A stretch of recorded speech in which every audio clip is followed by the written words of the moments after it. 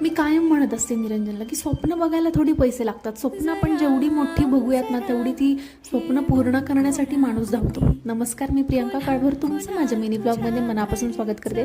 तर आज निरंजनचा बड्डे होता. रात्री आम्ही केक कट केला होता. सकाळी उठलो, त्याचं औक्षण वगैरे केलं, देवाला वगैरे जाऊन आलो आणि त्याच्यासाठी एक सरप्राईज प्लॅन होतं. तरी तो नाहीच म्हणत होता मला, कारण त्याला थोडं थोडं कळत होतं की माझं काहीतरी चाललं आहे घेणारे, म्हणून तो आधीच नाही म्हणत होता. तरीसुद्धा मी त्याला कसं बस बाहेर नेलं आणि त्याचं आवडतीचं सगळं खायला घातलं. खरबस वगैरे त्याचा खूप फेवरेट आहे. ऑथेंटिक घरगुती जेवणच त्याला जास्त आवडतं, असं काही वेगळं त्याचा शौक नाही. आणि गेलो फोन घ्यायला. तिथे बरेच फोन पाहिले, बऱ्याच ठिकाणी मला जो हवा होता तो कलर अवेलेबल नव्हता.